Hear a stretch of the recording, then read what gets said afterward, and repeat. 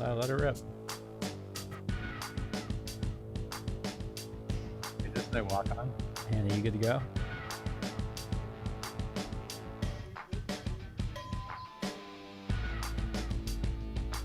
You can figure it out. And move the thing around.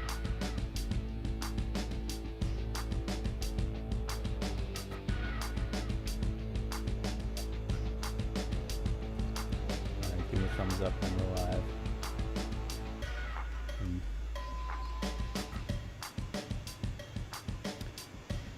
What is up, everybody? Welcome to Moon Live, episode 7. We are so excited to have Carey Clayton joining us from sunny California. This week's guest. Carey is a producer, guitarist, and composer based in Los Angeles. As well as creating music as a solo artist, he's toured with synth pop group Great Good Fine OK and world folk music outfit David Wax Museum, and he's produced for artists including Emily Thomas, Darius Christian, Ian Abel, Mary Akpa, Gianna Alessi, and A is for Adam.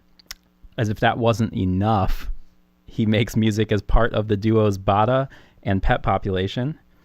And we are going to talk to Carey about his diverse musical background, how he approaches being a solo artist, as well as a touring musician and a record producer.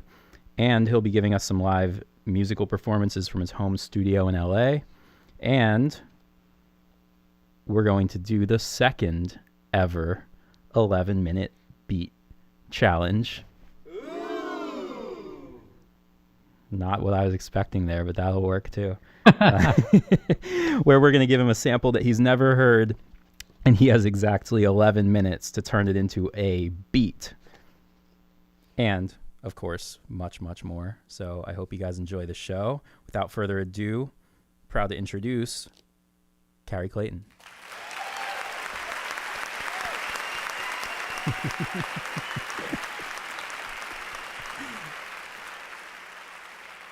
Thank you. So, Carey. What's up, LB? How you doing? Double Doing C, great. C squared. That's right. Great to have you here. How are you? How's LA? Doing well, man. Recovering from a softball injury. Pulled my quad in warm-ups. Word on the street was you got a little quad pull. A little quad pull. It's getting better, though. I hope to be back out on the field next week. What's the name of the team you play for? Man, I don't think there's a name per se. It's kind of a loose affiliation of generally comedians. Enough, a couple of musicians. Do you not find the most athletic group, as you might imagine? Have you gotten funnier since you started playing softball with comedians? I think you just get funnier playing softball, watching comedians play softball. Yeah, makes sense. Well, it's such a pleasure to have you. Hannah, will you do me a favor? I forgot to print all my notes because I'm an expert host. Can you grab that from the printer? Thank you. In the meantime, tell us a story, man. You're usually on the road a pretty good amount of the year, as I remember, but things have been switched up a little bit. So what have you been up to these days? Well, a little bit of a backstory here. Those of you who know me through Moon, I used to rent a room down the hall and lived in New York for, 7 years-ish. And since now I've relocated to LA and life has changed a lot, even without, COVID, in the sense that Thank you. Honestly, one of the biggest things for me was just getting back into nature and sports. I've picked up so many different sports. I got back into rock climbing, which I hadn't done as a kid. Mm-hmm. I'm obsessed with that right now. Went skiing for the first time this year, and I'm obsessed with that now. Was that in Utah? That was in Colorado. I started climbing in Utah. Okay. Also been traveling a strange amount for what's been going on this year. And recently I've gotten into like road biking, cycling. Nice. A friend of mine loaned me his super nice Italian road bike, and I have a feeling maybe that's what led to my quad injury. It's just like, you know, railing on the bike for doing like 20, 30-mile rides and then Wow. not really having any other activity to bounce it off of. It's just Pro Tool or Ableton to 30-mile bike ride to Ableton. Yeah, totally. I mean, what a life. Mm-hmm. Gotcha. You got to get the stretches in. That's what I've been sleeping on. Stretching is very important. So that's great. I mean, yesterday was Earth Day, so this is a really appropriate time to Very topical. talk about your re-entrance back into nature. Do you think? Well, yeah. I mean, your music. I mean, just to make a good segue there. Your music is very environmental, and I remember like back when our friendship kind of like started a couple of years back, you were doing a lot more production for other artists. You were doing a lot more guitar playing for production sessions and touring, and you were kind of toying with the idea of doing your own thing more. And I think your project at that point was called Without-Side. Is that right? Oh, yes. So I was really captivated because it was like you would go around in all your travels and record like environmental sounds and then kind of remix or sample those recordings into songs. Yep. So yeah, I've always, how has like, I guess how is like the textural aspect of sound influenced your music, and why were you drawn to those like environmental sounds? Yeah, with that project, well, also, I put out one record about my time in Istanbul for a couple weeks and all the found sounds I recorded there. And I also did a version from Nigeria. I kind of have this whole record done with it. I'm not sure what I'm going to do with it yet. Cool. But for me, yeah, I mean, texture is such an important thing for me, and the like melody and rhythm and just sounds that you hear all the time. Like everything is, the world is just so musical all the time outside of just formatted into songs. And so many of my like memories of places sometimes are like the ambient sound or a particular sound of something, like the way a train sounds somewhere, or particular in Istanbul, like the way the prayer towers sound is like, was just something so new to me and so surreal. How do they sound for those of us? I'm not about to do an impression of that. Are they on you put out that record though? Plug the record that we should listen to hear the prayer towers. Yeah, those are in there. Yeah, and the Without-Side record that's on there. Cool. And I think Without-Side, well, then the idea of that name, both, it's kind of, maybe it's like really heady, but it's supposed to be like with outside, like with foreigners or whatever outside of your normal country or culture. Mm-hmm. And then also without side, meaning there's not really any barriers and things mesh and mold a lot. I might be the only person who gets that out of that name. But, that's what names are like. Without sides, like there's no container that it exists in. Right. I love it. Cool. It just took me a second. I'm a little slow today. Well, very heady. But for many years while I was, primarily producing other artists, not necessarily focused on my own projects. I just like really struggled between different kind of starts of my own solo stuff. And I would start it with, like, I had a few different monikers and it would do like an album in each, and it got to be pretty overwhelming to even try to like divide up stuff and like keep things running. I was like, you know what? I'm just gonna sum it all up and put it out under my name. Just keep it really simple. And this is also when I started to write kind of more traditional songs and like with vocals and lyrics and whatnot. But I always made that a part of even the more traditional songs to have a very strong textural and even like kind of weaving in non-musical elements into my songs. Right. I think that that's really cool. I think like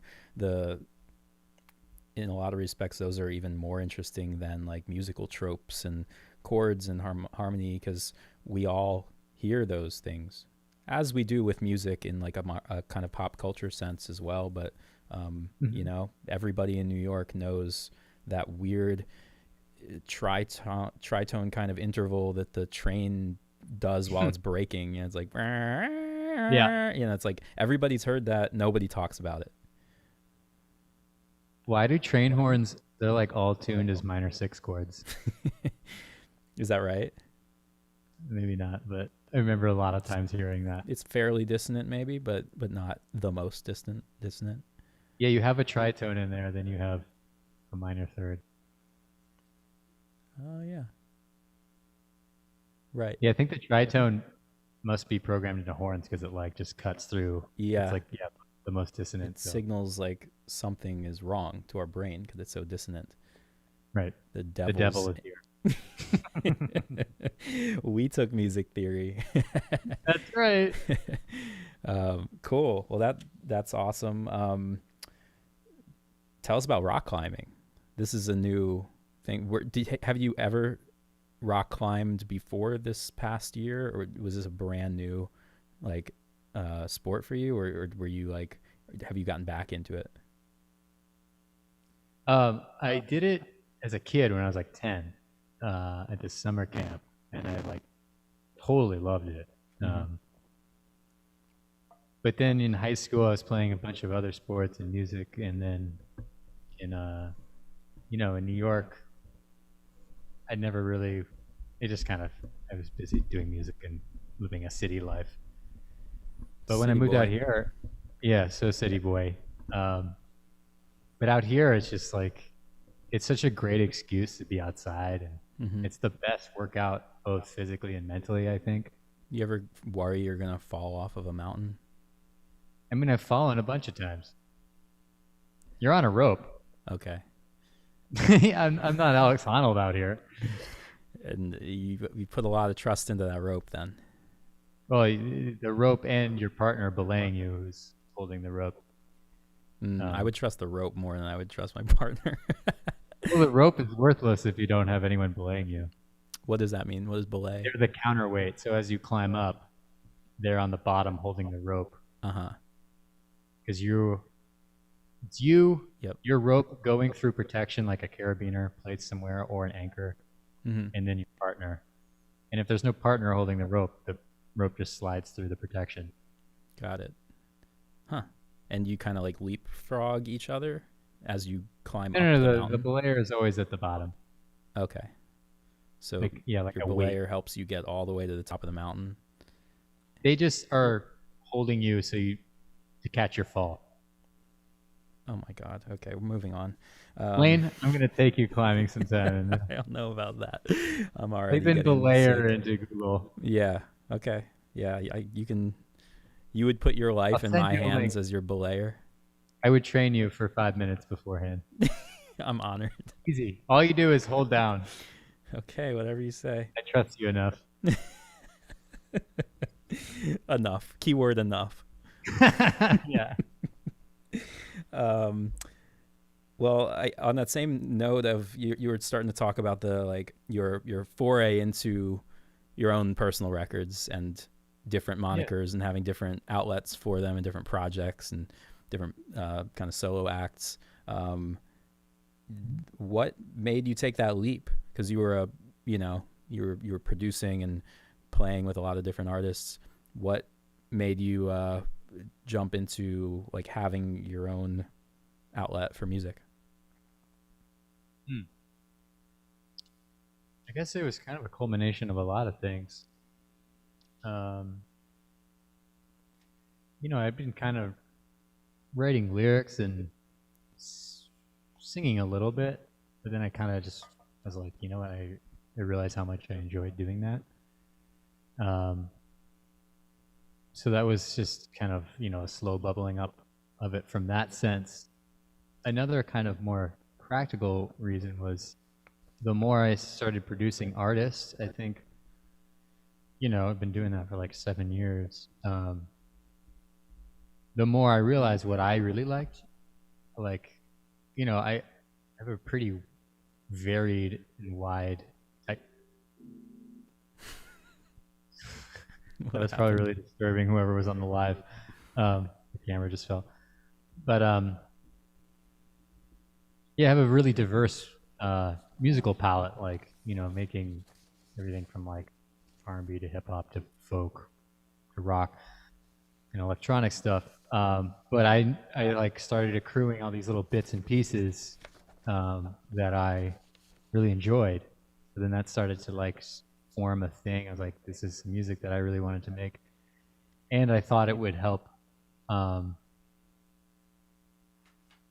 start getting me collaborating with people who are of a like mind, not just doing necessarily random stuff that I could do, but stuff more that I really want to do.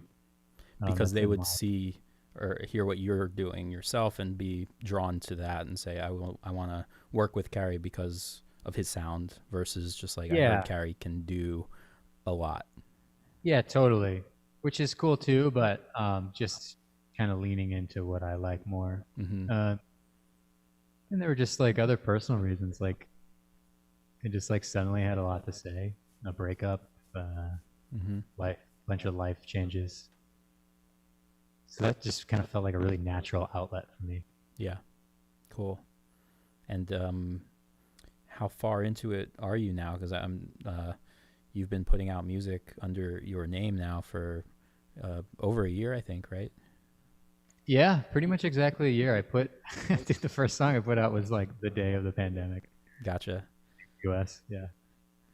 I remember the one, I think this might have been like the second track you put out then, because it was a little bit into it, but there was this really soothingly beautiful, meditative tune that you put out maybe like a month into the lockdown.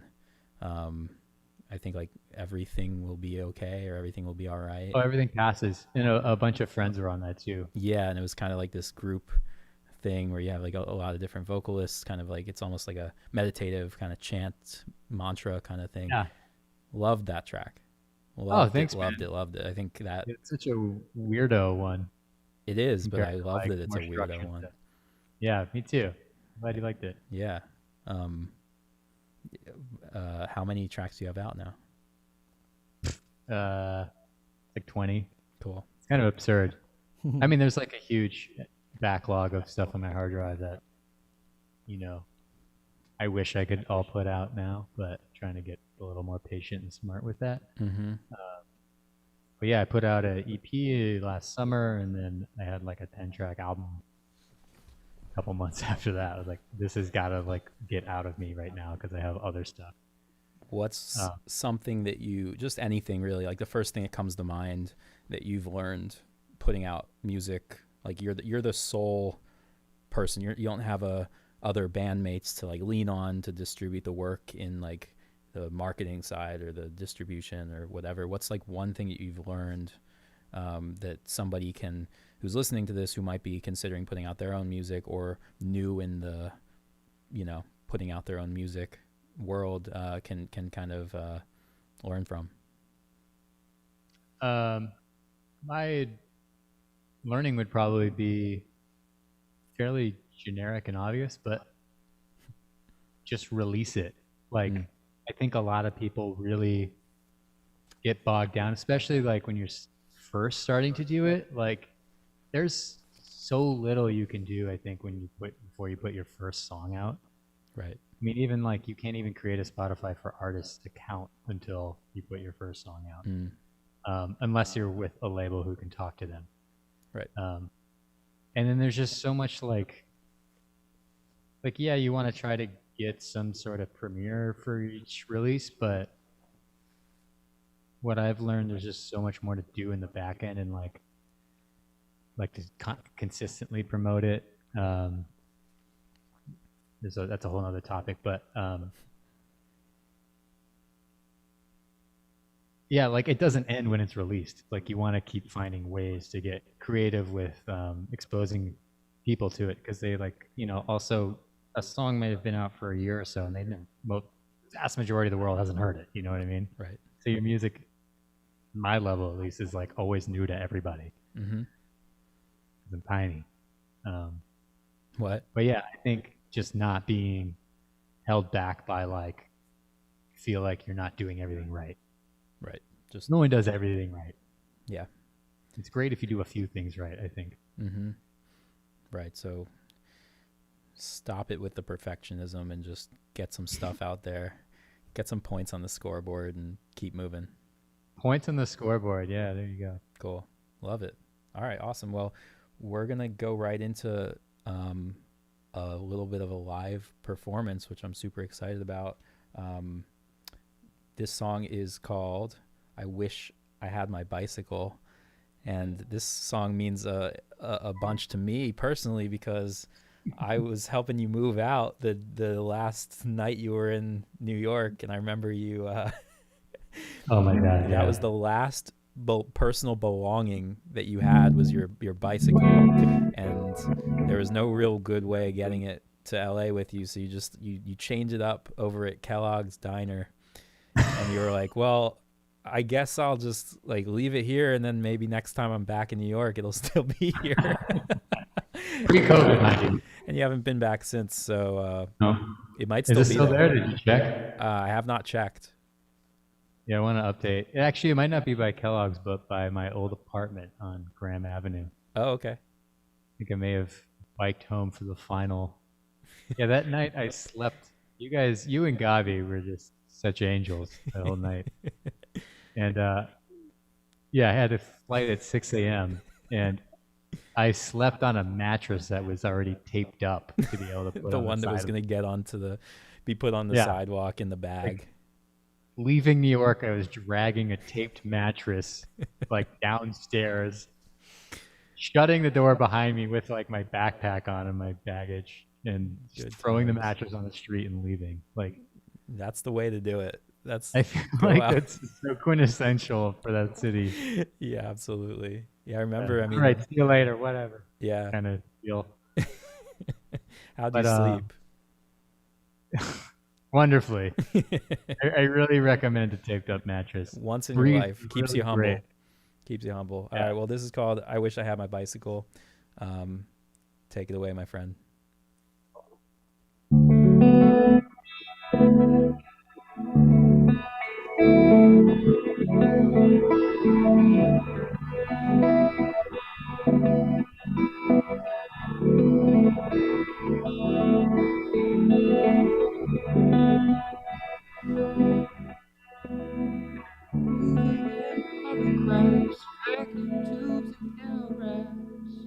To nowhere,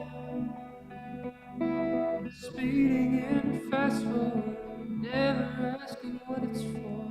Head down,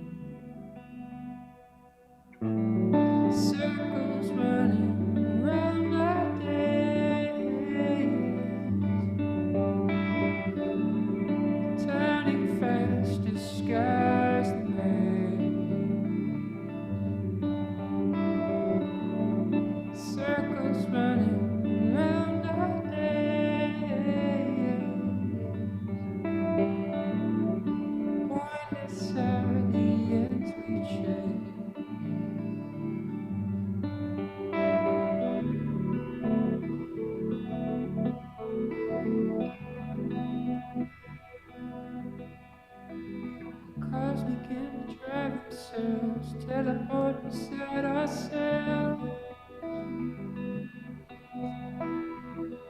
Automatic pilots fly, same routine, just getting by.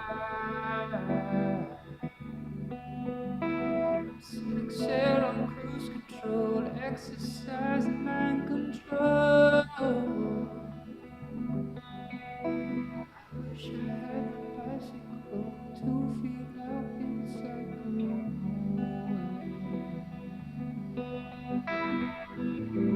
Circles running around our day. Turning fast, disguised me. Circles running around our day. Turning fast, disguised me.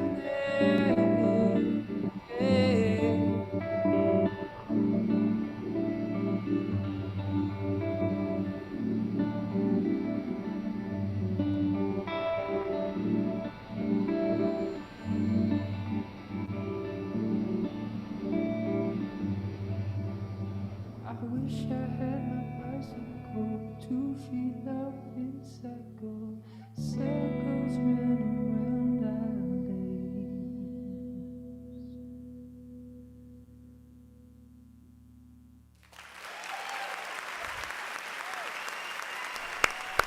Oh, what an audience.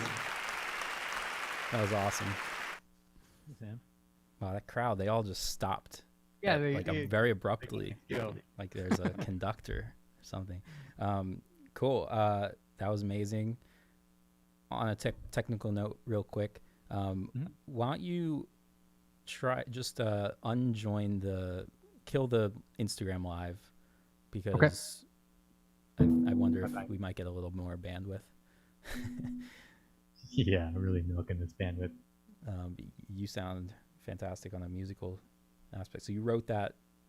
Am I correct in my assumption, having never talked to you about that song, that you wrote that in L.A. when you wanted a bicycle, and now you have a bicycle? Well, that's a fun way to paint it, as like a letter to Santa Claus.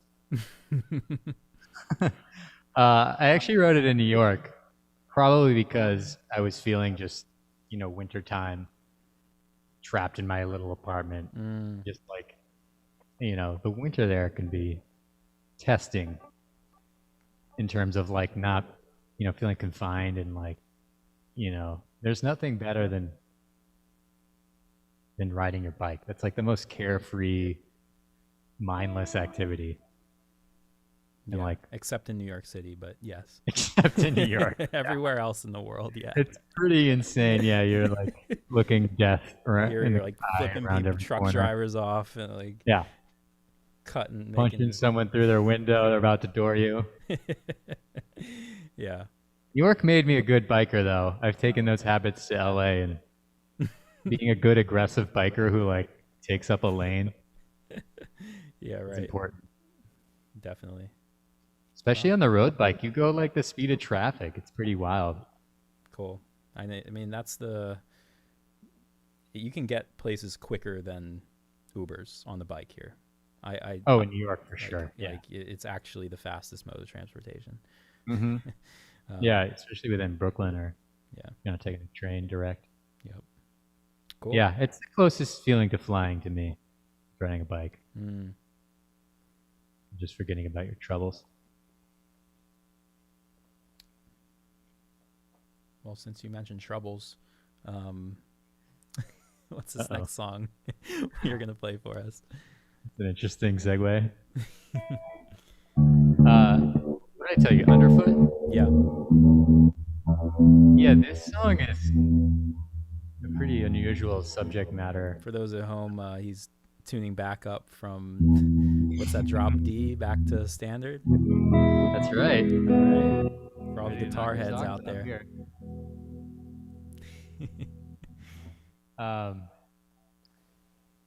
Yeah, this song Underfoot is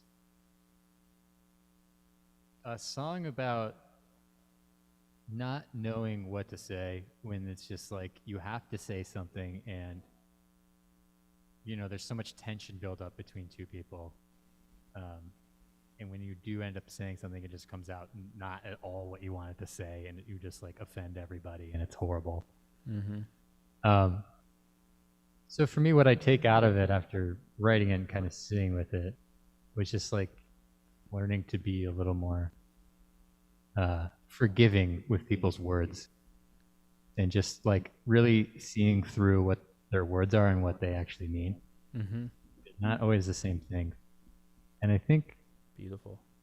especially, as a music producer, both of us talking to people, artists about music, it's like you learn a different language all the time. And I think that skill of like being able to kind of translate what someone really means with the words they're saying, like coming to it with a fresh perspective to really understand what someone's saying, feels very important to me recently. I couldn't agree more. Cool. Glad we're in agreement. As is the reverb. Yeah, no, that's a big skill. And I think, us as music people, and to all the music people out there watching, I think that we kind of might take for granted sometimes that we have like another language to communicate emotions through, and learning to, like you said, be a little more forgiving with the with the words coming out of people's mouths, and just try to see through to the meaning and the intention. That's very important, especially for artists of any kind who have a different kind of medium to communicate through. Totally, yeah. Cool. Words don't do it justice. All right. Like kind of Take it away.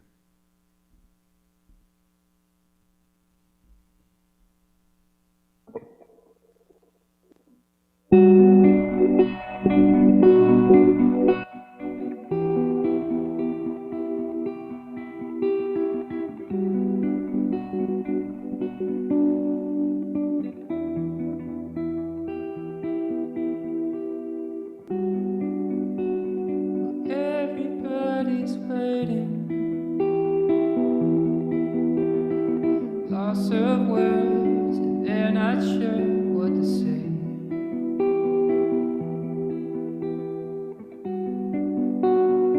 Everyone contemplating, held with bated breath, their chest compressed.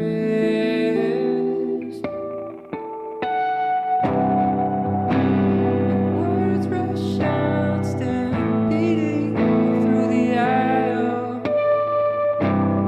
Trampled underfoot, never understood, caught up in the undertow.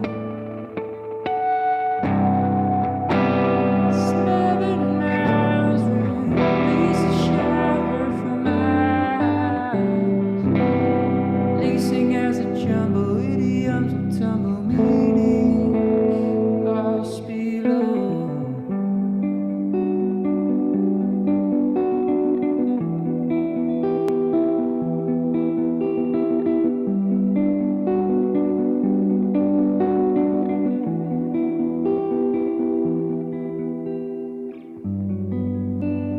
The focus always shifting.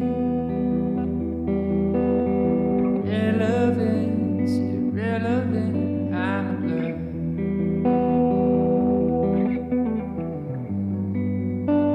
Swimming with the current, treading water, hoping not to stutter.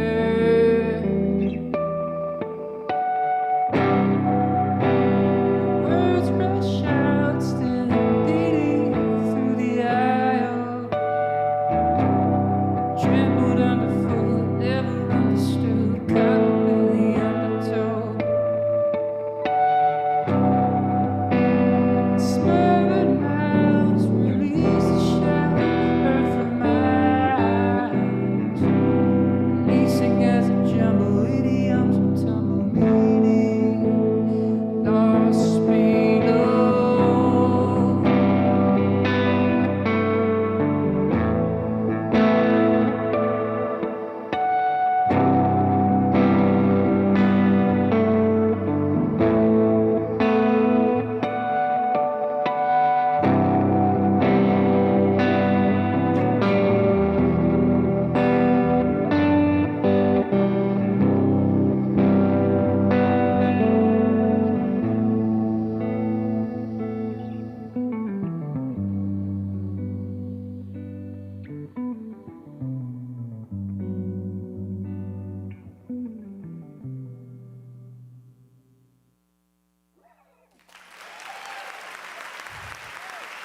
That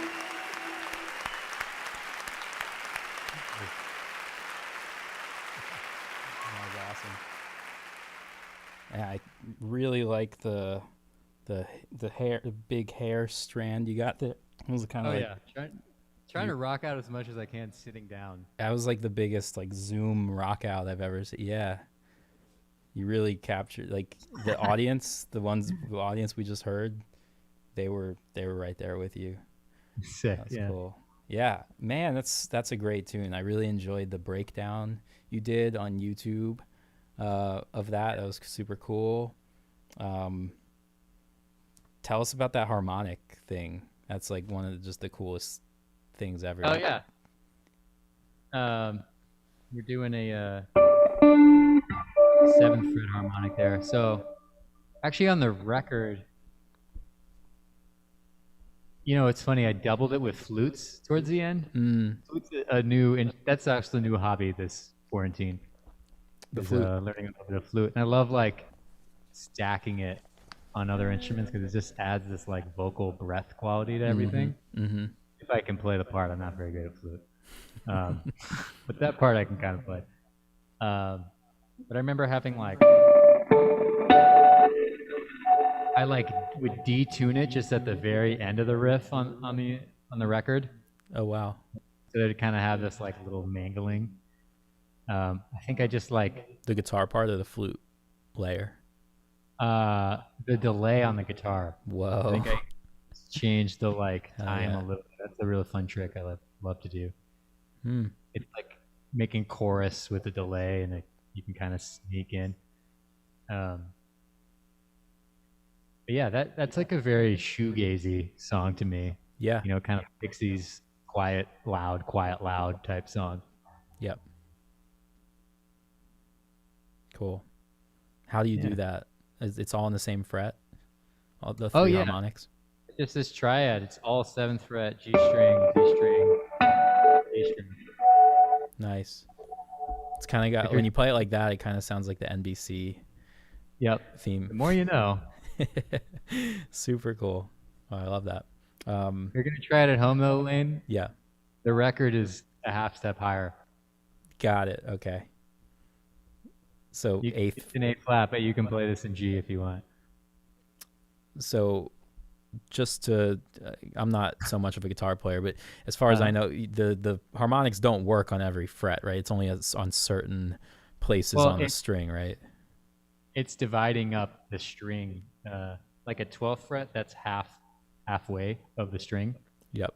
They So get that harmonic. you wouldn't be able to just move your finger doing the harmonic up a fret. You'd have to tune the guitar a half step differently. How I did it was I capoed the 1st fret and then okay. did it on the 9th fret. Gotcha. And is that a choice you made because of the vocal range you wanted? Yeah, it was a little high. Okay. So like do it solo. Like on the record, you get a lot of chances and there's a lot of layers. So I'm okay with it being up there. You get a lot of chances. I like that. That's a good way of putting it. Yeah. Get a lot more vocal takes than one. Yeah, exactly. Cool. Nice. Awesome. Well, we'll come back to some more live performances later, but now it is time for Over Under. Sweet. Looking forward to this. Oh, there's a theme song, right? I think there's supposed to be a theme song happening, but we're working on it. We might have to get it on the next Hit him again. And it is time for Over Under. Let's just get some applause in here. That's all we need. Yeah. Over Under. We got plenty of themes. Do you know how this game works? Have you ever played Over Under before? Yeah, you give me 2 things and I say over and under and kind of why. Yeah, that's pretty much it. All right. First one. VH1 specials. Don't they do that on that show? On VH1? Or like, never mind. Yeah, I think we stole it from like Pitchfork, I think. So is that what you're thinking of? Maybe that's what I'm thinking. Yeah, maybe. Okay. Tequila. Underrated. Tequila's the best hard liquor. Elbow And bumps. mezcal is still under. Oh, sorry. Mezcal. That is even underrated as well. More underrated than tequila, even. Yeah. You know what? I heard this recently that let me think about this because it's not what you would expect, but apparently tequila is a type of mezcal. Oh, it goes the Not other way. mezcal is a type of tequila. You know what I mean? It's like all tequilas are mezcals, but all mezcals are not tequilas. That threw me for a loop. Yeah, I'm still in the loop. Where did Wow. that phrase come from? That threw me for a loop. Who knows? Okay, Yeah. number 2, elbow bumps. Oh, did you say elbow bumps? I did. That just sounded like wah wah wah. Elbow bump. Underrated. I think it's a nice, healthy alternative. Feel you on that. Patient. Love notes. Love notes. I think that's underrated. I don't think anyone's writing. If we're talking about physical, stationery, sent via mail, I think that's pretty special. So love emails or meh. Yeah, that's kind of middle. I think that's still much appreciated, but Yeah, there's something about ink to parchment. cool. Yeah. Abraham Lincoln. Yeah. Ugh, can I just say rated? Properly I mean, rated. Yeah, he is a president who helped shape this country to what it is, Mm-hmm. mostly in good ways. Okay, fair. Wearing beanies indoors. Wow, the LA. This is an interesting Overrated. one for the LA. Come on. What are you hiding? dweller. What are you hiding? Okay. Hard Drink seltzer. shelter. What kind of seltzer? Hard. Overrated. That shit's lame. Popeye's Louisiana Kitchen. Overrated. I'm vegan. Overrated Lot of because sass on you're that one. vegan, or overrated and Yes, just because the world revolves around me being vegan. just checking. Yeah. Chuck Taylor's. Overrated. No support. Art support or general support? Customer support? I don't know about their customer support, but I'm talking about ankle support. Ankle And heel support. I mean, you're wearing a canvas bag around your foot. And to think, weren't those kind of like the original basketball shoes? They were like the athletic shoe. Yeah. We've They're come a just- long way. Thank God. Yeah, the air bounce. Love that technology. Heaven. I'd probably say that's overrated. Famous There's friends. a lot there. What? Famous friends. Like if you have a famous friend? Open for interpretation.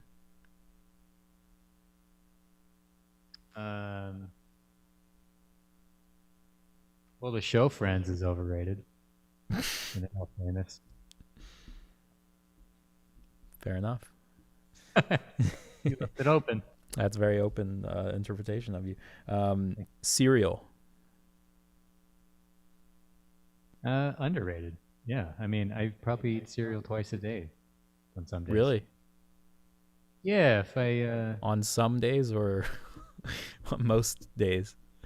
some days, yeah, maybe a couple times a week. It's Okay. great in the morning and super great late at night. Mm-hmm. Okay. I agree with you there. Late night cereal's awesome. What's your favorite cereal? An album name right there. Favorite cereal. You know, I tend to buy the like Gennaro, like Nature Valley knockoffs. Mm-hmm. But I do like a good kind of, what do you call those? Not corn flakes, but the other type of kind of oat flake thing. An oat flake. Maybe it's not an oat flake. I guess a corn flake, actually, maybe. Actually, maybe. Lane, if it's crunchy and tastes good, Yep. I'm in. Cool. I feel that. Last one. Are you ready? Mm-hmm. Father-daughter dances. Let's go with underrated. That's cute. Yeah. Love it. Okay. Well, since Carey said cute, that means it's time for the 11-minute beat challenge. Oh, sick. Okay. 11-minute beat challenge. Okay. Well, for everyone who was tuned in with us last week, you know that this is the 11-minute beat challenge where we are going to be giving Carey a sample that he's never heard, and he has exactly 11 minutes to turn it into a beat and not a second more. This week, Stoppage time? What? No stoppage time if something goes off? No, absolutely not. The show must go on. So this week the beat was sent by our good friend Reuven, aka Brian Parker, and I think we have a little introductory video for Carey from Reuven himself. Is that do we have that queued up? All right. What's up, Carey? Brian here. Hope you're kicking back with a nice cold powdered nutritional drink. I was going to stump you with something less musical, I don't know. but I found this thing on archive.org that I think you will appreciate. So enjoy. Oh, I'm definitely not seeing it. We're working on it. Hit me with another over-under. Bicycle Fuel. Gears. What's up, Carey? Underrated. Brian here. Can't have too many. Hope you're kicking Wow. back with a nice I have a cold... single speed, so I highly disagree. Yeah, but one is fine too. One is fine, or two, or sorry. Yeah, one is fine. 2, 3, 4, 5. No.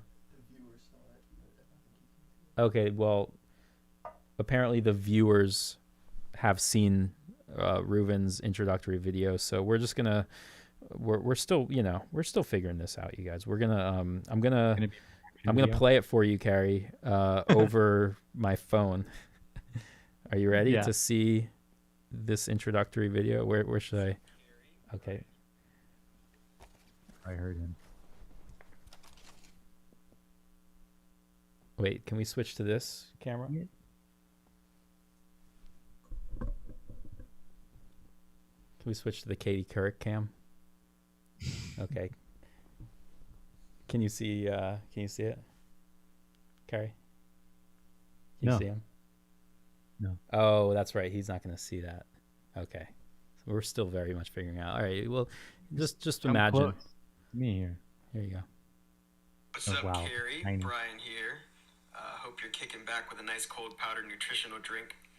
I was going to stump you with something less musical, but I found this thing on archive.org that I think you will appreciate. So enjoy.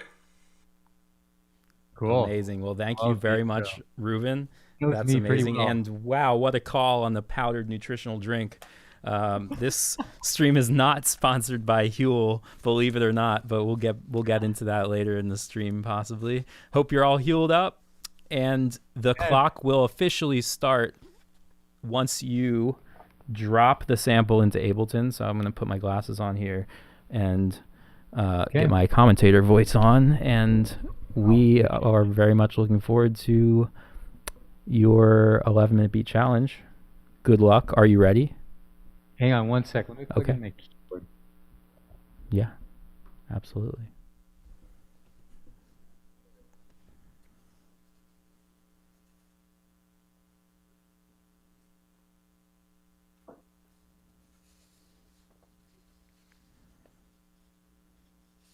Remember, folks, Carey has never heard this sample before in his life. This is from the depths of archives.org, which... I've been on archive.org. You what? You've been on it? I go on archive.org sometimes. Yeah. Well, he might have heard it, but he doesn't know what it is, importantly. There's a lot of archives on archive.org. I'll just say that. But for everybody who's out there who's like a producer and always looking for cool sounds, archives.org is a great resource because it's all public domain. Super cool. All right. Do you have the sample in Ableton yet? I'm ready to drop it in. You're ready to drop it in? Are we ready?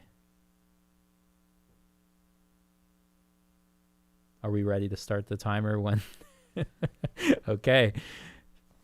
I'm going to give you a countdown. Okay. 3, 2, 1. Make that beat. Oh, wait. Warped. Yes.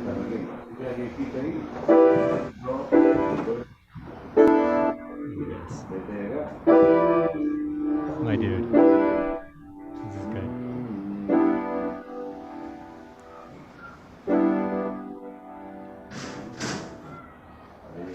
Love Damn, it. that's so sick. Okay. All right, and he's off. Great choice, Brian. So we have a piano sample here with a good amount of environmental noise, which is always fun. Snare ? That is a new track. That may or may not end up being a snare track. We'll see.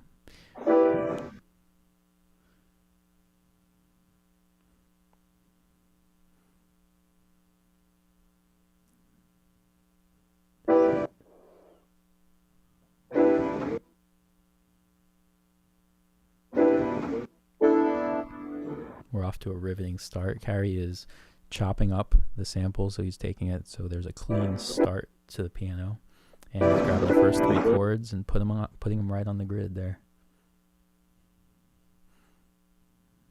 Looks like he's giving it a little tap tempo, getting on beat 1, beat 3, next bar, beat 1.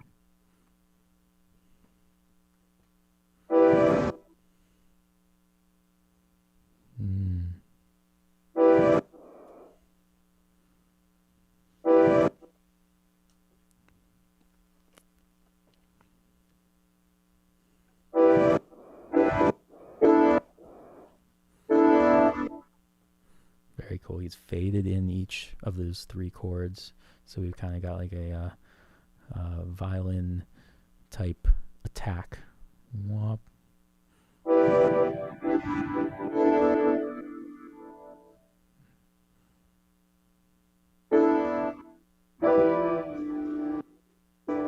Looks like we're coming up on the, what was it, the 8-minute mark?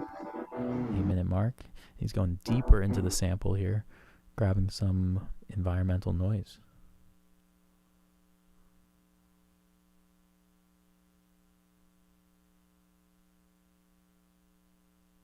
Okay, he has duplicated it, so we're now working with a 4-bar, 8-bar sample, actually.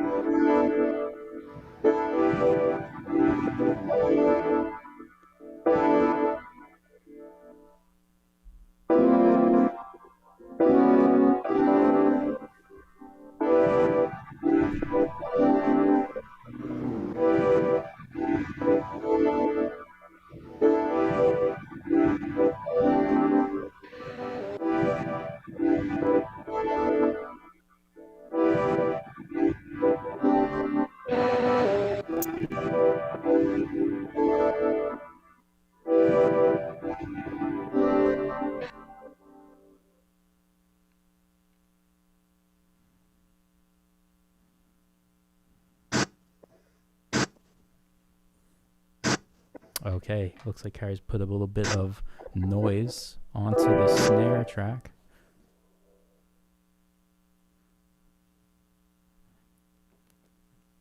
And he's searched for kick soofed. Oh, that's soft.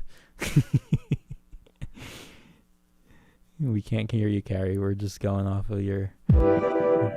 Okay, he's going right into the drums. This is riveting. We've got a kick. We've got a little what sounds like white noise. We're going right for the 4 on the floor, baby. Here we go. Oh.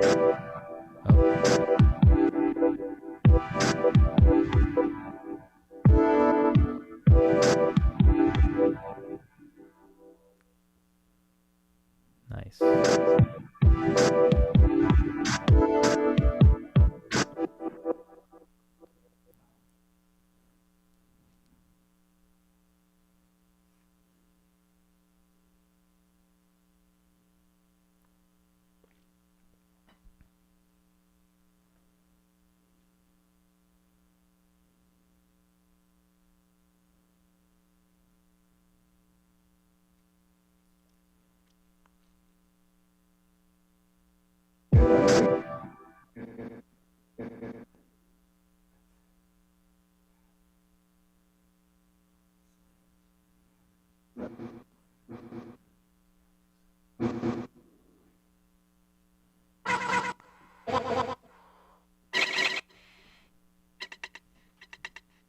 What I love about Carey's production is he really uses Ableton to the fullest extent of all the parameters and programming all the parameters. I mean, just listen to what he just did with that environmental noise sample from the original sample. He pitched it up. He adjusted the amplitude envelope so that the attack is amplified, and then it cuts the volume. Very cool. Really doing justice to the original sample by using it in so many places.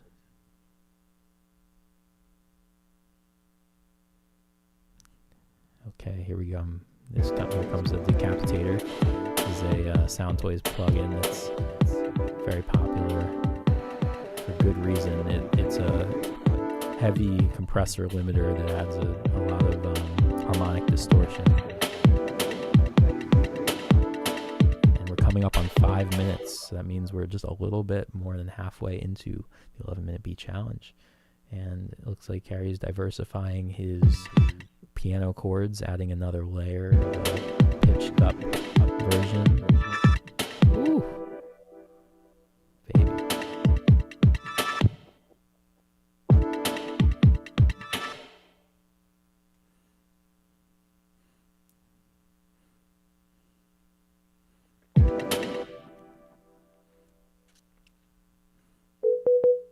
Okay, he's turning the left over here onto his MIDI keyboard, and he's got an instance of operator ready to play some bass, I believe. Coming up on 4 minutes as Carey is tweaking up his operator bass part here.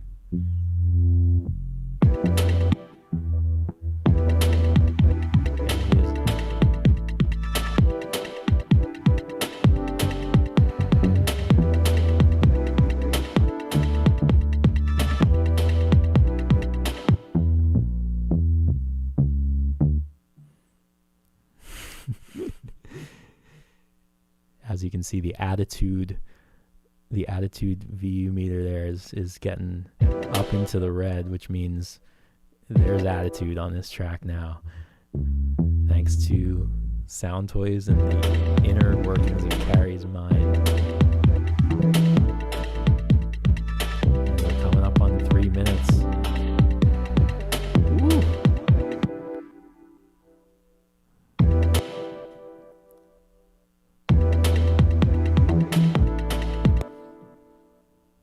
Very cool. Very cool. I think Carey might have been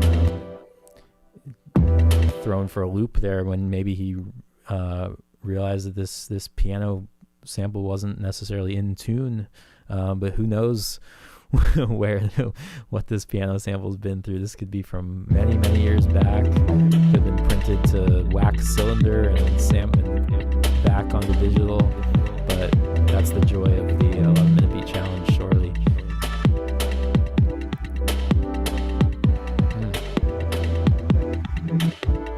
So it really came together once we heard Carey lay down the bass. We could really hear where his mind was at harmonically, where he was hearing the harmony of the sample go.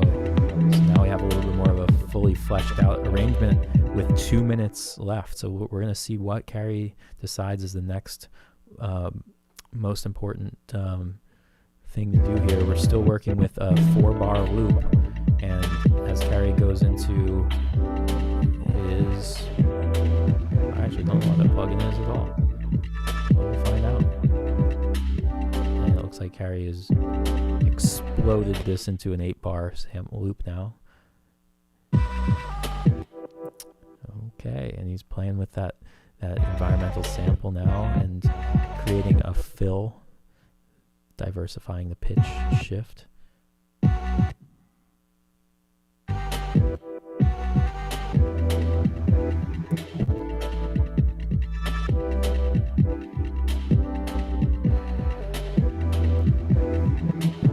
It's just very cool. We coming up on 1 minute. 1 minute left, and you can hear that Carey has used that fill as a way to elongate the perceived harmonic complexity here.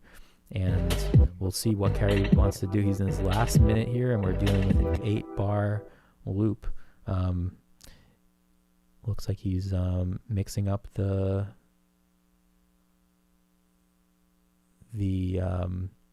altered. 30 seconds left on the clock, ladies and gentlemen, and he's taking the pitched envelope filtered sample, and he's using that. We have 20 seconds left on the clock. What will Carey do? He's opening up Little Altar Boy, and he's going to pitch the fill even further. Use some drive. We have 7, 6, 5, 4, 3, 2, 1, and the hands are off. Ladies and gentlemen, and our non-binary folks here, we have a finished beat. Carey, can we get your mic back on so we can hear you? I don't know what happened there. Sorry. That's all right. Oh, because I'm monitoring through Abel. Yes. Yeah. We're hearing Carey's mic. I enjoyed your commentary so much. Thank you. Oh, you liked it? Can I hire you just when I'm doing stuff? I'm available for all kinds of production sessions to just sit awkwardly in the corner and comment on the Ableton antics. Wow, that was awesome. Good job. Let's get a round of applause here for Carey. That was amazing. Truly a musical approach to this sample. Walk us through it, Carey. What were you thinking from the moment you heard the sample to your conceptualizing of what you might do with it all the way through your production? Well, Ruben hooked it up with a really musical one, so yes, to him. I mean, immediately the first 3 chords was like, okay, that's gonna be the thing. Yep, that's gonna be the harmonic content. And then I heard that guy singing in there. I was like, okay, that's really interesting, really cool. So I wanted to use that in some context, and then I also wanted to use when there was like something falling. I was like, okay, cool. There's something percussive in here. I used that both for the snare and the hi. Well, the hi-hat was actually just the white noise of the room. Yeah, I missed that part. So the hi-hat, the noise. Oh, okay. So that was for the noise for the hi-hat that you changed the envelope of, is what you're talking about. Okay, not the white noise snare. No, but they're pretty similar. Yeah. Like it's just. Yep. Walk us through what you did there. That was so cool. So you took the sample and you just kind of put a tact-decay, sustain release kind of like filter on it. And what's that just in the what is this? Oh, you're soloed. We can't hear you. you have to solo your mic track too. No way. But yeah, walk us through it. So that's just that's sampler. Yeah, this is sampler or simpler. I always forget which one. Like really shifts between them pretty seamlessly. Yeah, I dropped it in. Do I have like an echo on my voice? Do you hear that?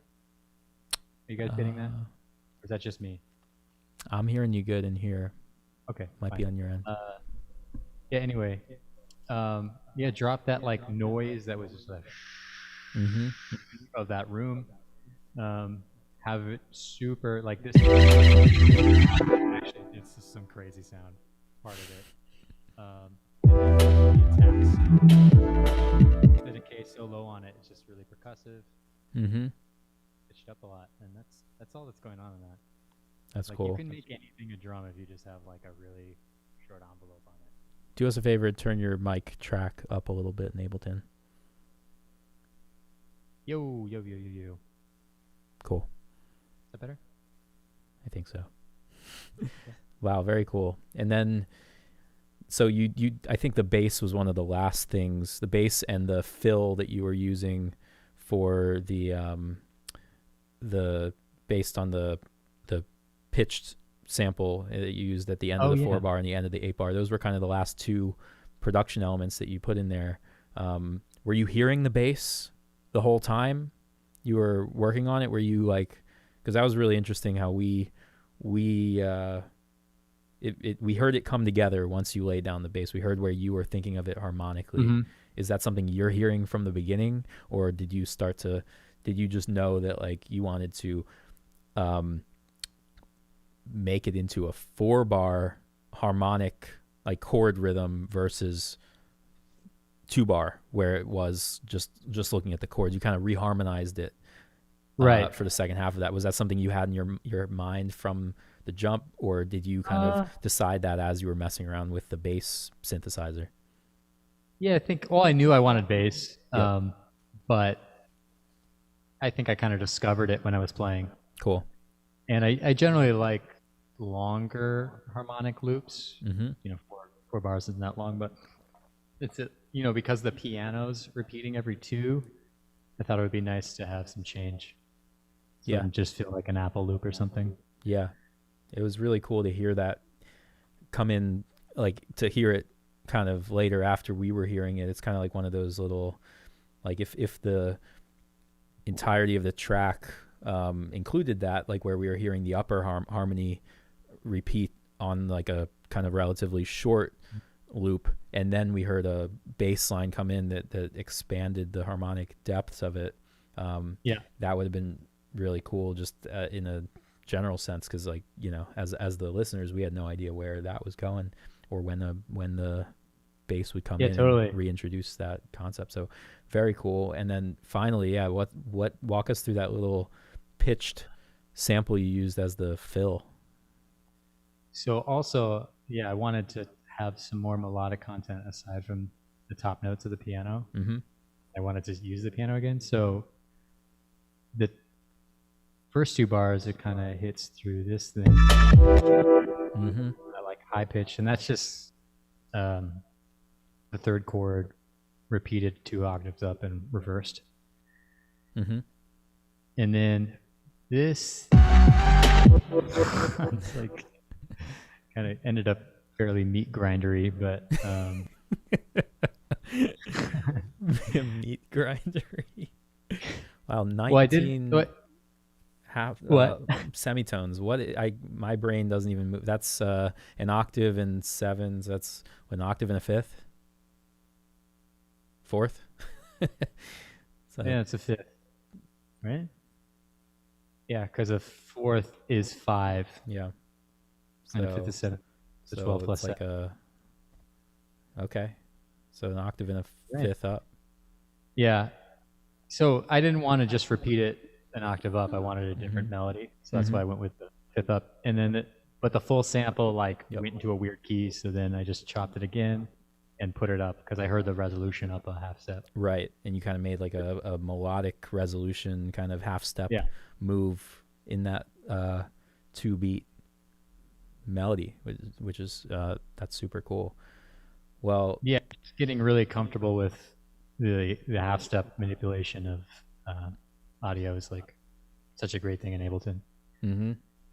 Cool. Well, good work, my friend. That was awesome. Thank you for participating. Let's give it up for Carey. And before we go on to our next segment, let's hear the whole thing start to finish. Okay. It'll last about 12 seconds. So I just muted everything.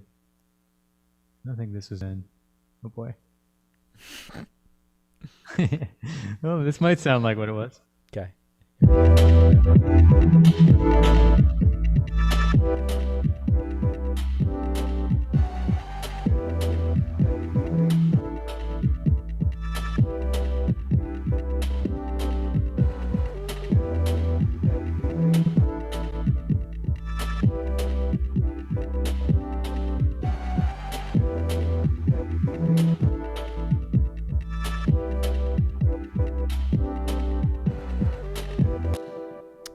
Wow. All right. One more time for Carey.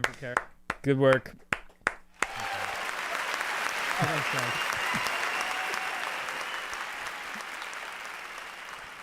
Very cool. Well, that's the second all-time 11-minute beat challenge. So next up, we have our last game segment for you, and that is Would You Rather.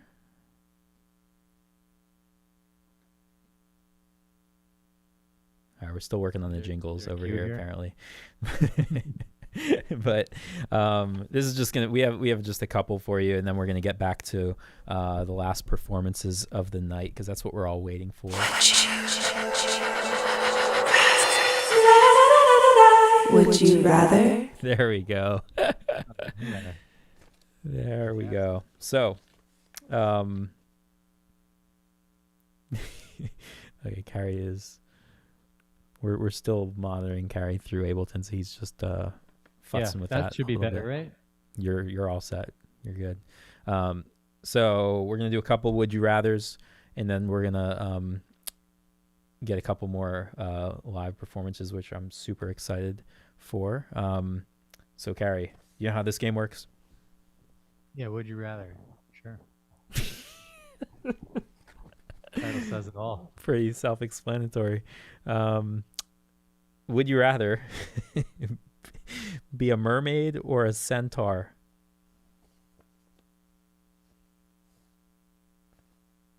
Do mermaids, can they swim? Do they have gills? Need some clarification. Let's say yes. Then definitely a mermaid. You get to just swim in the sea. That's so cool. And you have a great singing voice. Yes, they do. Yeah. The sirens, especially. And, you know, great tits. Is that part of it? I think that's part of it. All mermaids must have great. Okay, I'll buy it. Would you rather use only a Strat or a Les Paul for the rest of your life? Strat. I've been a Strat guy forever. I started playing music as a Jimi Hendrix. Started playing guitar. Mm-hmm. You started playing music as a Jimi Hendrix? Is that what you said? As a Jimi Hendrix. Look-alike. They look so similar. A Jimi Hendrix look-alike. Wow. Well, that's a career. Not one I'm fit out for. Strat or Telly? Bonus question. Ooh. A couple years ago it would have been Strat hard, but hard Strat. Yeah. No, something. It's hard to say. Telly's more versatile. So if I was on a desert island, it would probably be that. But there's something about, for me, learning on a Strat, the way it sits in my hand is just the most comfortable. Yeah. Okay. Would you rather go without toothpaste or deodorant for the rest of your life? I'd rather go without Thank deodorant. you to Hannah for these questions, by the way. Always a pleasure. Yep. Well, the toothpaste is a matter of oral hygiene. That's an issue. I'd say. The deodorant, you can use a lot of stuff for deodorant, Mm-hmm. Talcum powder. I wouldn't recommend it. J&J, they just settled a $9 billion lawsuit about their talcum powder. So, well, I just got their vaccine, so we'll see them in court too. We're hoping the best for you. I hope not. Yeah. Okay. Would you rather sweat maple syrup or grow spaghetti from your scalp? Ooh. That's. I would rather sweat maple syrup and feel like a maple tree. Mm-hmm. Yeah. Although then it's sticky all over your skin. It is sticky. You're gonna have At least to if you're deal growing with that. spaghetti, if you're balding and you're growing spaghetti out of your hair, that's a nice hair replacement. You don't need Rogaine. Yeah, it's true. And you don't need Is it cooked store-bought spaghetti either. Well, I'm assuming it's soft. So you only eat every time you need a haircut? That's up to you, I guess. You wash the spaghetti? Up to interpretation on that one. Next one is, would you rather your shirts always be one size too small or two sizes too big? Well, maybe being a kind of smaller guy, maybe two sizes too big because it gives you some optimism. That you'll grow into it. Yeah. You'll grow into it one day, Carey. Growing into it, yeah. Okay, and our last one here. sensing a theme here, but nonetheless, would you rather eat a meal of dry spaghetti or uncooked rice? Well, don't doves die from eating uncooked rice? Yeah, unfortunately, They eat it and then it we explodes in have their to. This is a good, being the day after Earth Day. I'm glad you brought this up. Yeah. For all the people who enjoy spreading bird food or seeds or whatever have you on the street for birds, hoping that a bunch of pigeons or doves come and you'll see some birds. Please don't use uncooked rice because the birds eat it, and then when moisture enters their stomach, it'll expand, and I don't really know exactly what happens. I can only assume the bird explodes because the rice expands in their stomach and they're just a little bird, So don't feed birds uncooked rice, but Cook your rice. But you can eat uncooked rice, Carey, and the question is for you. So would you rather eat a bowl of dry spaghetti or uncooked rice?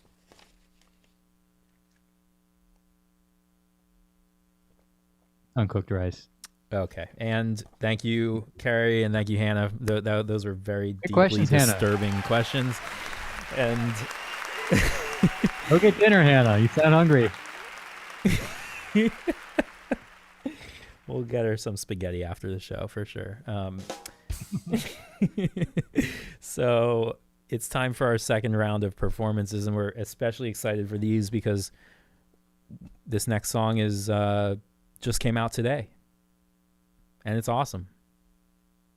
So congrats for that release. Yeah. Assuming that's the song you want to play, right? Now it is. So it's called Give It All Away. All lowercase if you're searching on Spotify. Shouldn't matter, right? Who knows? Who the hell knows? Is it case sensitive? I hope not.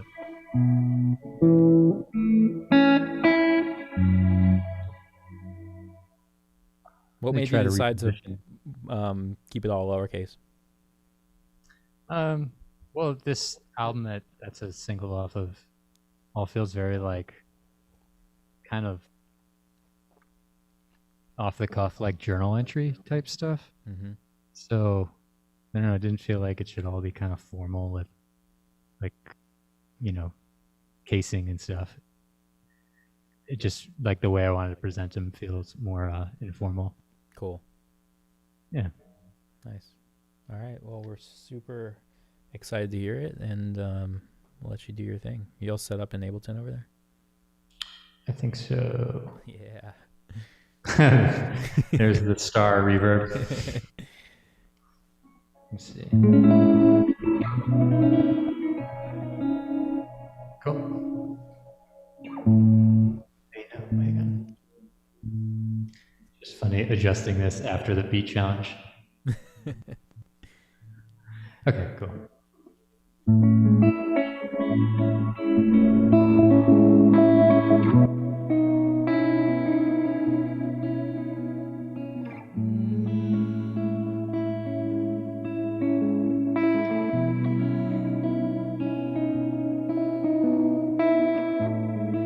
Only child with time, standing still. Endless empty afternoons, play alone after school, dreaming. Appearing now alive, nothing's changed, still the same. Summer spent in solitude, adjusting to the altitude, dreaming. I don't wanna die, I don't wanna die, I don't wanna die with this love inside. Give it all away, give it all away, give it all away. This love inside. Left alone out in far seclusion, fading of your beating heart, waiting still while we're apart too long.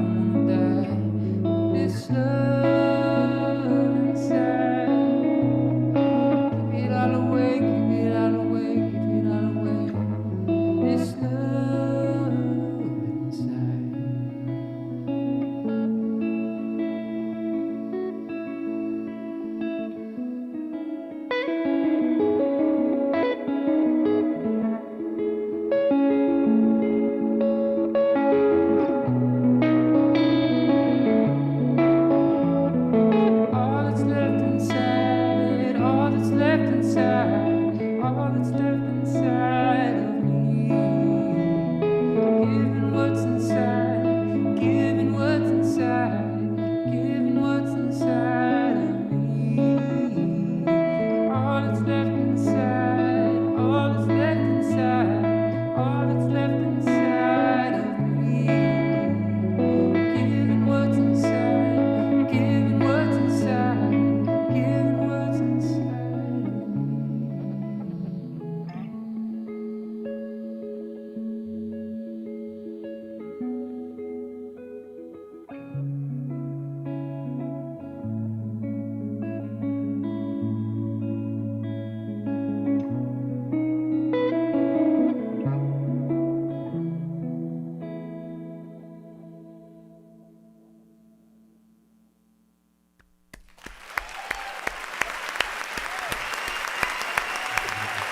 Yeah. Gorgeous. Thanks, man. Beautiful, man. That's awesome. Yeah, it's so cool how good you are at guitar too, because like you can just do all that stuff. You're like comping with yourself, and you have lines that are right there with the vocals and the melodies. That's super cool. Mhm. How do you think being primarily a guitarist has affected your songwriting or where your songs are going these days? Well, let me turn this on. Yeah, it's interesting because sometimes having all that guitar knowledge, I'll just like pick up and the song just kind of writes itself without thinking at all. Like Yep. the hands kind of do it. Musically. And yeah. Well, they also write the lyrics. Yeah. Eventually. Yeah. Let's say voice to text it. Gee, what was I saying? Oh yeah, sometimes it kind of cuts the other way too. It's like I have all these tendencies as a guitar player that I like to write songs other ways too, because it can just get predictable. It's like, yeah, I always do those chords. Yep. How do I mix it up? So, starting songs on piano or just sometimes a cappella. And then sometimes like that 11-minute beat challenge, that's sometimes how I start a song. That might literally turn into a song. That might turn into a song. I saved it. Who knows? I mean, Yeah.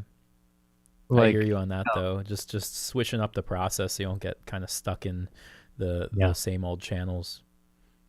Exactly. Yeah. I'm grateful to have it. But you're what? Especially, I'm grateful to have the skills as a guitar player to be able to accompany myself, and it's fun taking the record sounds so different than what I just did. Obviously, it's like the guitar on that is kind of just in the bridge, and it's big rock stuff. Right. But to try to take that energy into guitar is I've been doing that for accompanying singers for so long. It's nice to do it for myself. Mm-hmm. Totally. Awesome. Well, this last song I think is unreleased. This is awesome. So this is a exclusive first listen. Yeah, that's right. Oh my gosh. Well, we are honored. That's amazing. Okay. Tell us a little bit about it.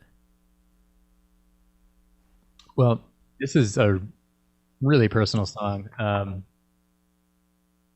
In a nutshell, it's kind of about the moment I realized that me and my girlfriend of 4 years were done. Mm-hmm. I had left and she was moving to San Diego for a really great job opportunity. And when she was moving out, I was gone for a week. When I came back, half of all her stuff was all gone. And then it just totally hit me. I just broke down, and this later that night, this song just poured out, and it's one of those songs that wrote itself in 10 minutes kind of thing. Yeah. It's just crazy. You're just witnessing the song come out of you. Mm-hmm. So that's what this song's about. All right, well, get your tissues, ladies and gentlemen, and let's hear it.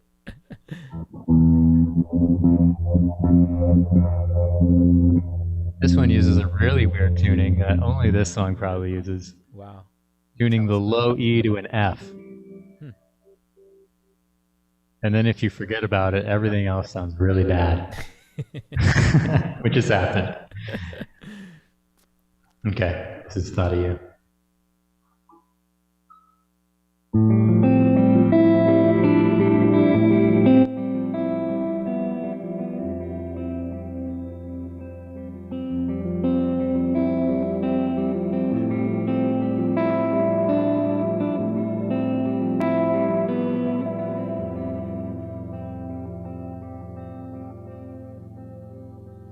Do we give this one more chance to find out if we will last? Do we hold the same stance from mistakes we made in the past?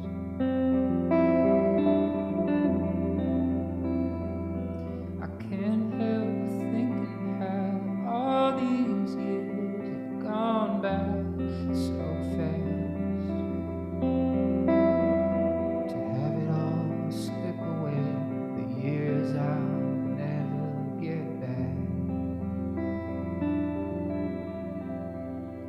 If I hold on to the thought of you, will it make you stay? Or has the moon I fell in love with gone away? If I hold on to the thought of you, will it make you stay?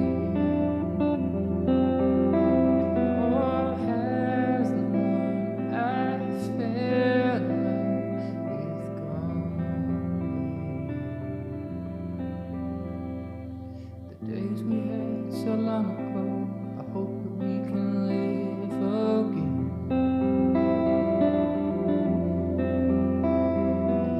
Happiness where you would love the company of my best friend.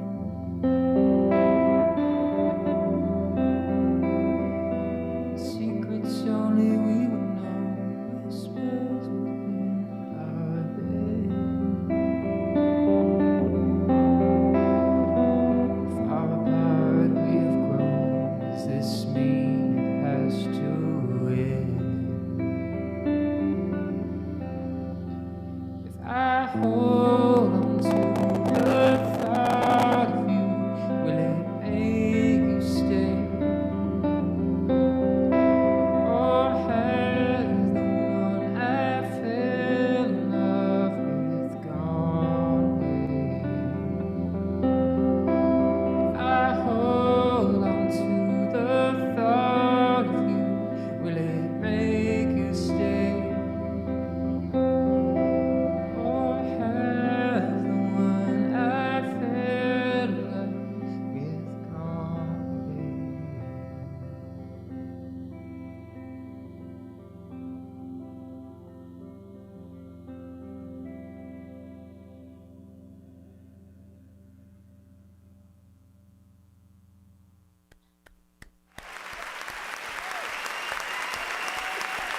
Wow. Pulling at my heartstrings, Carey. That's Sorry about beautiful. that, When's that coming out? Kind of TBD, but maybe in a month or so. I'm working on a music video for it. Cool. Yeah, that's kind of a nice thing about being independent. Well, a double-edged sword. Mm-hmm. Get to call your own shot. Cool. Well, we Yeah. look forward to it. It's beautiful. Thank you. Well, we have one last segment here. Are you ready? Ooh, what's this? This is a new one. It's our second week doing the animal fact of the week. Yes. Animal fact of the week. I think we're still working on the jingles again, but the the animal fact of the week is brought to us by the good folks over at Drunk Planet Earth, which is one of our favorite Instagram accounts. They have engaging animal stories they post all the time, animal facts, animal trivia that you can play along to, multiple choice, which is always really fun. And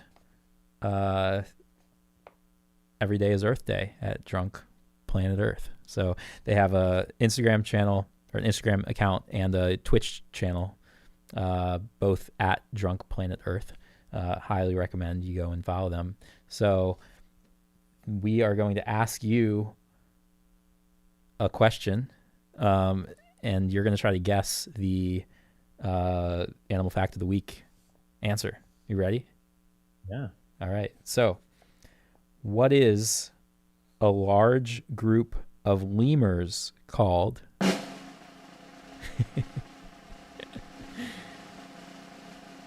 A lematorium. What was that?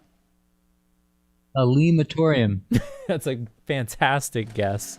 Unfortunately, Not quite. no. I'll give you one hint because this is a hard one to guess out of the blue. But the hint is if you could imagine that the lemurs are very into the X-Files, then you might. It's a molder of lemurs. No. I really hope Alex Kahn is watching because he's gonna love that answer. But no, in fact, it's a conspiracy. That is really great. I love A that. group of lemurs is called a conspiracy.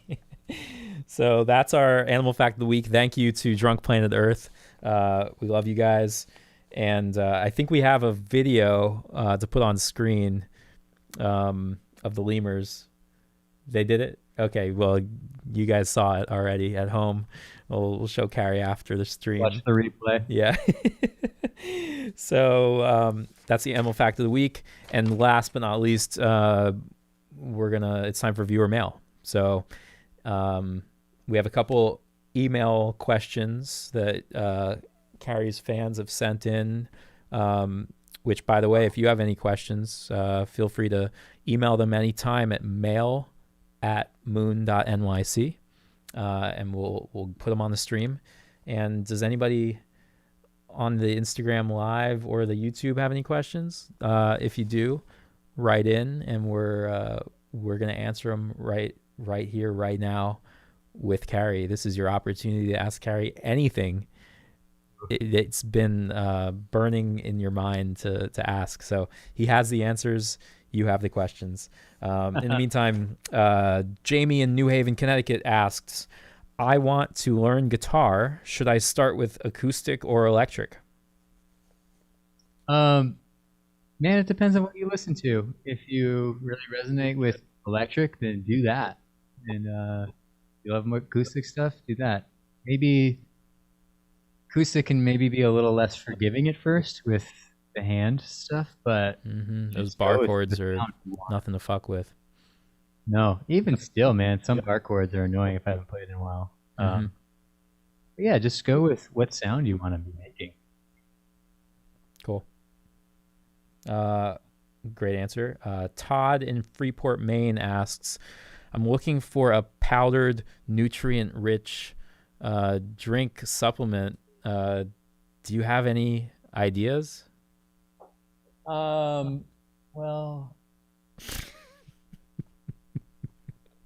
let me tell you, it changed my life. Wow, that's such an apropos question, Todd. Thank you for you really. Ever since I've known Carey, he's been drinking Huel. It's great for tour rats. It's great for studio rats. Great for vegan rats. Is it great for rats? I don't know about rats. They might have a different nutritional profile needs. We take no responsibility for any pet rats. Any rats watching, feed Huel to. I'm not a rat doctor. Okay. Last question we have on the email this week is Susan in Michigan asks, I'm looking for a plugin to make my guitar sound like I'm playing through an amp, but in my DAW. Do you have any recommendations? Yeah. The most ubiquitous and great one is Guitar Rig, made by Native Instruments. They have a lot of great sounds in there, and I think it's pretty cheap. Maybe like $100 or something. If you're looking on the higher end, there's been seeing more people use Archetype. What's up? I think it's either Archetype or Arca something. Okay, cool. A little more high end kind of more precise modeling. I use actually an amp modeler, like well, the one I use is a Fractal Audio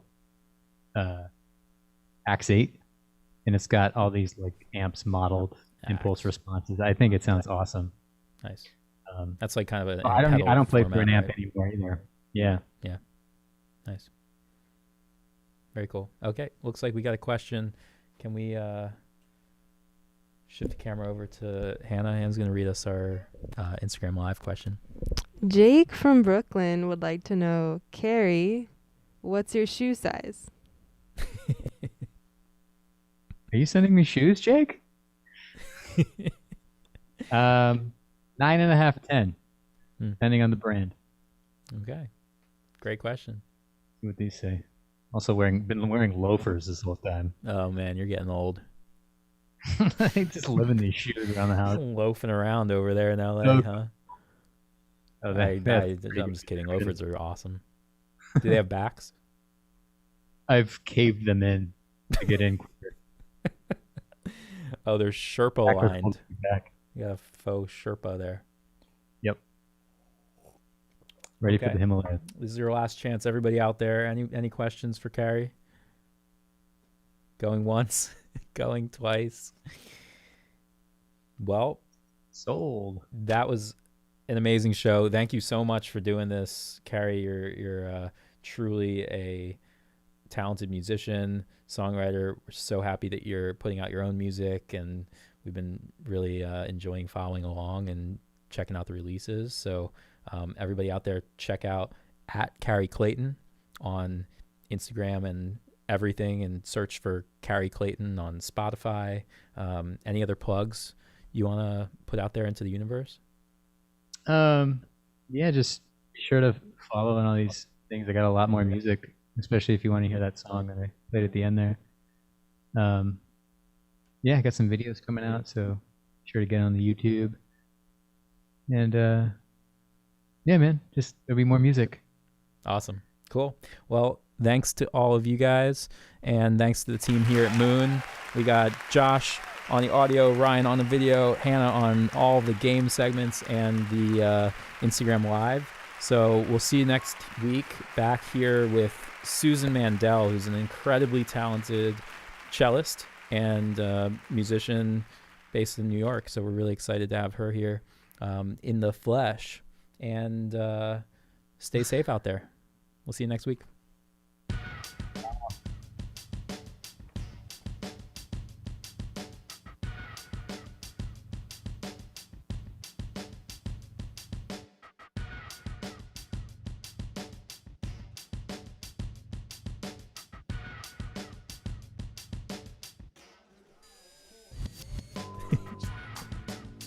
Whoa. My watch just started calling Chad. I have no idea. It just said calling Chad. What the heck? Did you have that program to do that? Siri's gone rogue. That was fun, man.